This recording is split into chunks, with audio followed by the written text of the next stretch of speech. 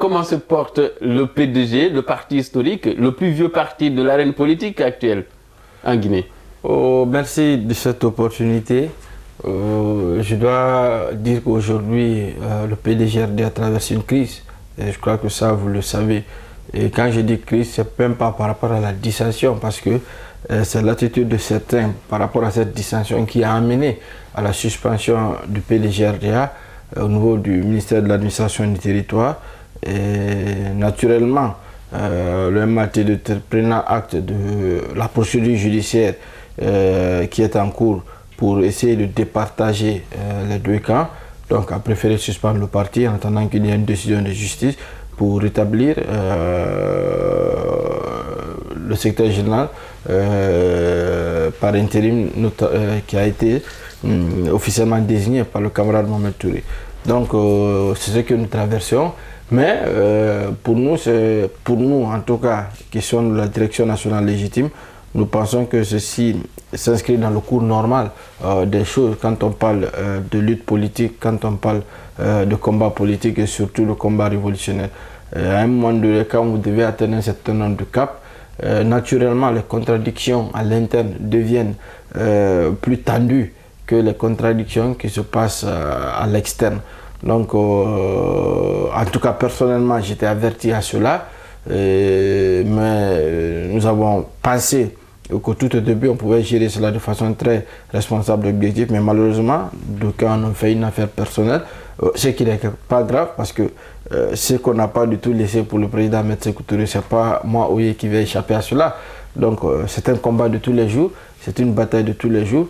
Et nous pensons que nous, en ce qui nous concerne, l'objectif reste le même, la reconquête effective du pouvoir d'État, en passant par la conscientisation des masses, en passant par la mobilisation des masses, surtout la jeunesse qui, aujourd'hui, a pris conscience de cette victoire qui, pour nous, est inéluctable.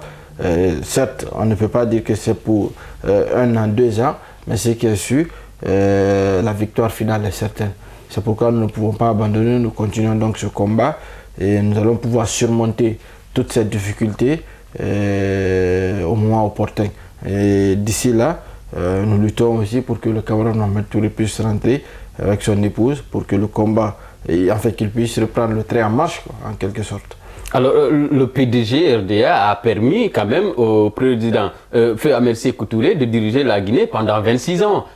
Comment vous comprenez aujourd'hui que le PDG peine, quand il y a par exemple des élections, à avoir des élus? Qu'est-ce qui n'a pas marché au cours de l'histoire, après, dans la succession?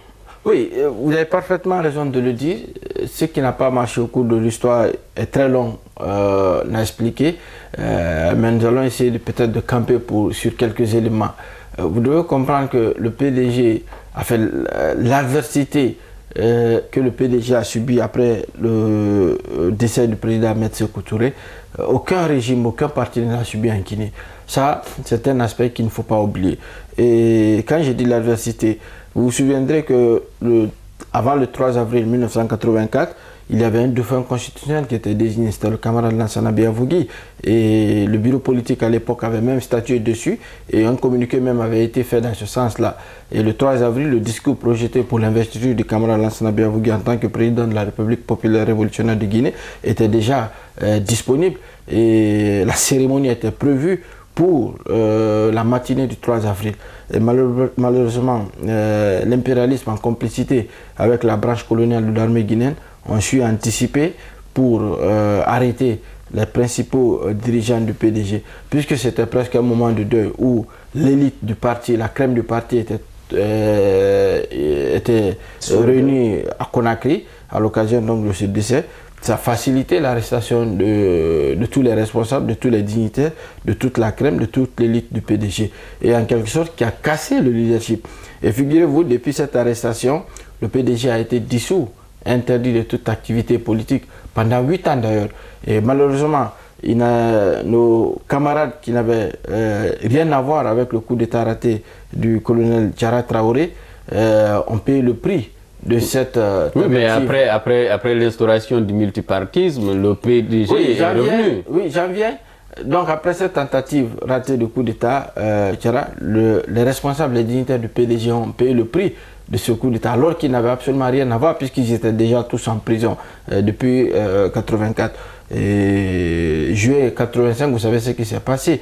Et ils ont d'ailleurs été les premiers à être exécutés sous les pieds du Mont Gangan. D'autres ont perdu la vie par suite de mauvais traitements.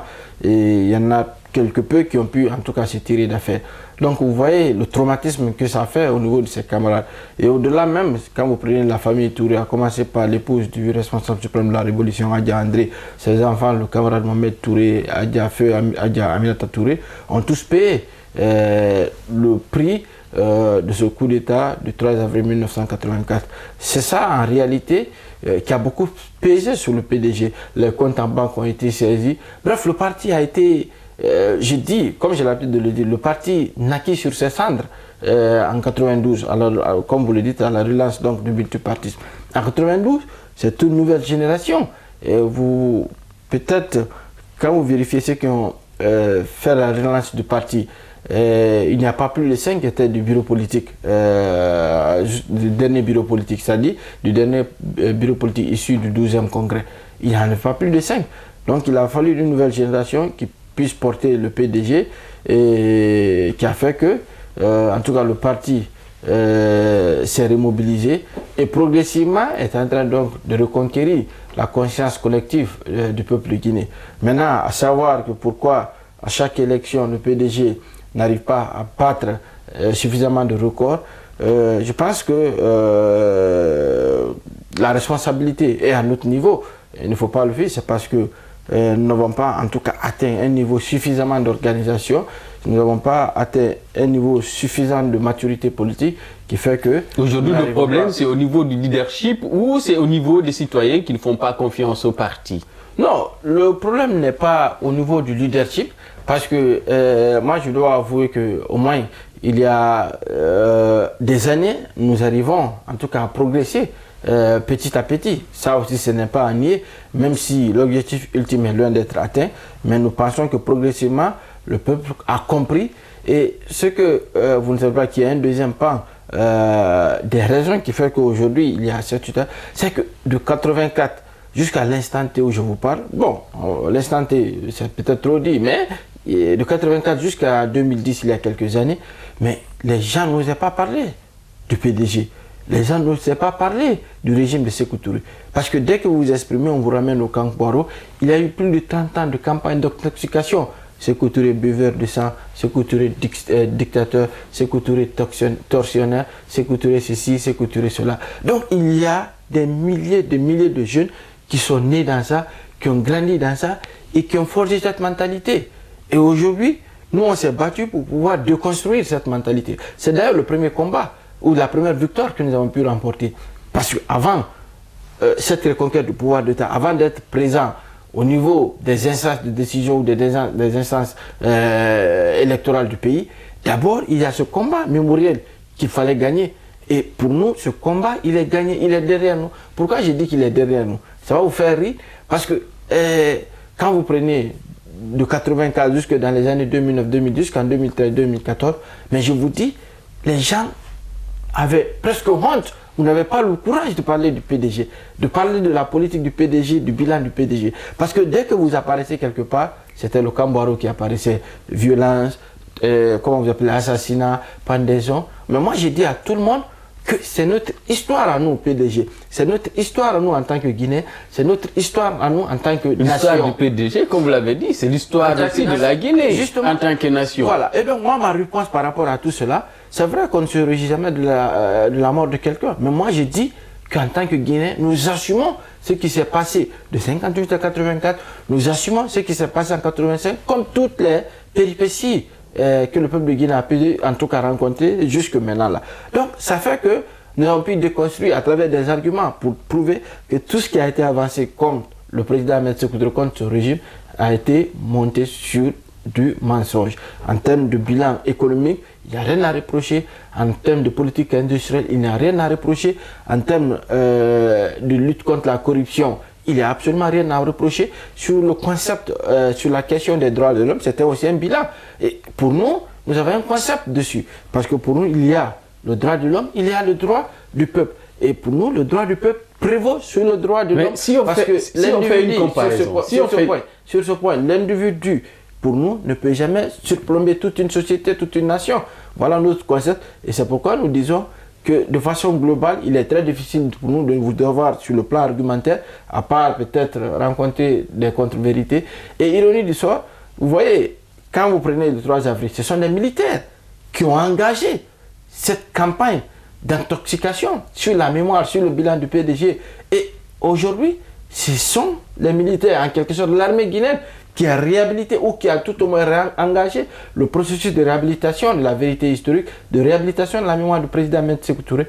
Pour nous, le combat mémoriel, donc, il est gagné, il est derrière nous. Ce qui n'a pas pour autant enlevé, en tout cas dans l'esprit de ceux qui pensent que Sékou Touré est un personnage controversé, les idées qu'ils ont. Peut-être qu'il y a des monuments, il y a des actions qui sont aujourd'hui entreprises par le CNRD pour réhabiliter ou donner une autre image du président Ahmed Sékou Touré, mais disons-le, les gens pensent encore ce qu'ils pensaient. Oui, les gens pensent encore ce qu'ils pensaient, mais sauf qu'ils se sont rendus compte qu'aujourd'hui, ça n'a plus de sens. Pourquoi ça n'a plus de sens? Parce que tout ce qui était avancé comme argument hier, parfois même par des autorités guinéennes, il faut le dire carrément, aujourd'hui, nous avons tous la preuve que c'est faux. Que c'est faux. D'accord. C'est archi faux. Et aujourd'hui, notre fierté, c'est que c'est l'État guinéen qui soit le propulseur de cette réhabilitation de la vérité historique. En cela, on se reconnaît. Au général Mamadi Doumbouya, on l'a dit plus d'une fois, que nous l'encourageons par rapport à ces initiatives-là. Et de toute façon, quoi qu'on fasse, personne ne pourra jamais faire l'unanimité. Que ce soit le président Maître Sékou Touré, même les prophètes que nous avons connus, n'ont jamais fait l'unanimité. Et en cela, du moins que cette contradiction va toujours continuer à peser sur l'homme, sa mémoire, sur son combat politique, ça fera de lui un homme qui vivra pour l'éternité des temps. Parce que le jour qu'on arrêtera de parler en bien de lui ou en mal de lui, ça veut dire que la mémoire du président Sékou Touré est enterrée. Et ça, je pense que ça n'arrivera jamais, en tout cas pour le cas de la Guinée.